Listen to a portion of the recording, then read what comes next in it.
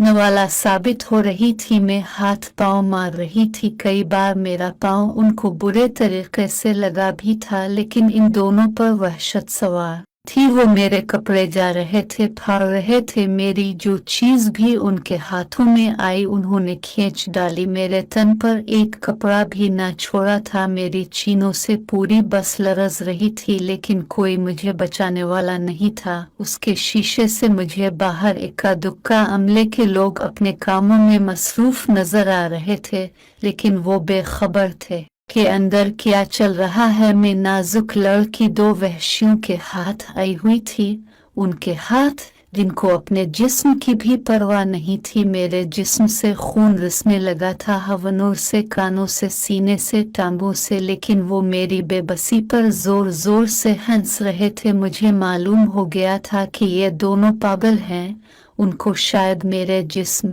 से गरज नहीं थी, ये सिर्फ मुझे अजियत देना चाहते हैं, और वो खूब दे रहे थे।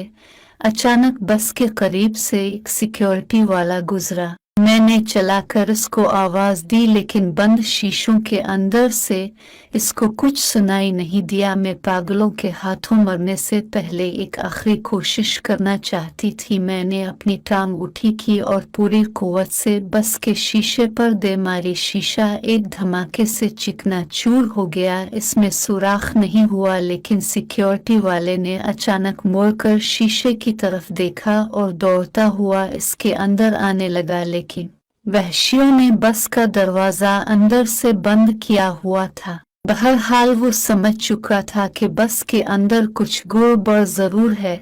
इसने फोन निकालकर किसी को कॉल की तो अमले के 5-6 अफराद फौरन वहां पर आ गए। इनमें वो लड़का भी शामिल था जिसने मुझे सर्दी से बचने के लिए बस के अंदर बैठने का कहा था। वो जानता था कि मैं बस के अंदर हूँ। सब लोगों ने मिलकर जल्दी से दरवाजे का लॉक तोड़ डाला और मुझे आकर इन वहशियों ने मरने से छुड़ाया और उन दोनों को काबू करके बांध दिया। मेरे जिस्म पर लिबास न होने जुबा रह गया था। मैं कांप रही थी और रो रही थी। एक आदमी ने मुझे चादर ओढ़ा दी और मुझे एक कमरे में ले गया जहां पर 2 बस होस्टेस लड़कियां आराम कर रही थी। इसने लड़कियों को मुख्तसर सारी बात बताकर मुझे के हवाले किया और खुद बाहर चला गया। दोनों लड़कियां मुझे देखकर परेशान हो गई थी।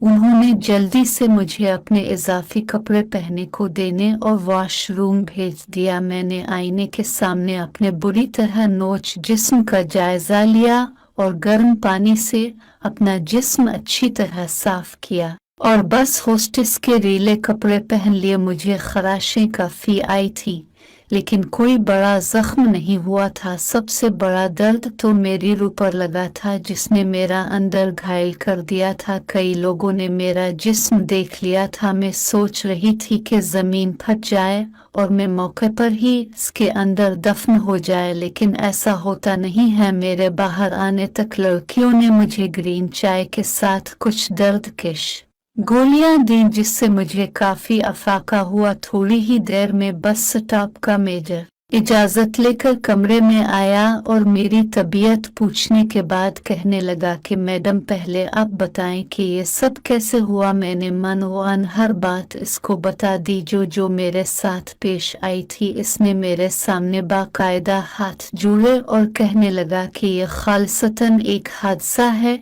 जिसके लिए मैं जाती तौर पे आपसे मुआफी मांगता हूँ। दरअसल जब आप बस के अंदर बैठकर सोए तो ये 2 आदमी जो कि बाकायदा मुनशियात के आदी हैं, नशा की हालत में कहीं से इस तरफ आ निकले और सर्दी से बचने के लिए साइड पर खड़ी बस में ऐसे गए अंदर। आपको तन्हा देख कर ये आप पर टूट पड़े। धुंध की वजह से सिक्योरिटी वाले ने उनको बस के अंदर जाने नहीं देखा था, वरना शायद ऐसा नाखुशगवार वाकया पेश ही ना आता। आपके कहने पर मैं पुलिस बुलवाने के लिए तैयार हूँ, लेकिन पानी वाले इस गफलत की वजह से मुझे नौकरी से निकाल देंगे। शायद मुझ पर केस भी चल जाए। मैंने इसको पुलिस बुलाने से मना कर दिया क्योंकि मैं मजीद किसी झंझट में पड़ना नहीं चाहती थी। जो हुआ था मेरी किस्मत में लिखा हुआ था। उसके बाद मैनेजर ने पूछा कि आप वापस घर जाएंगी या कराची। मैंने कहा मुझे घर छोड़ दे तो मुनासिब रहेगा। उसने ड्राइवर को बुलाया और मेरे साथ खुद मेरे घर तक आया। मेरे घर वालों को सारी बात बताकर मुआफ़ी मांग कर गया। मुझे वो साफ गो शख्स बहुत अच्छा लगा था, देखने में भी अच्छा था, और कुछ ही दिनों बाद वो अपनी वालिदा को लेकर हमारे घर पहुंच गया था और आज मैं उसकी बीवी हूँ।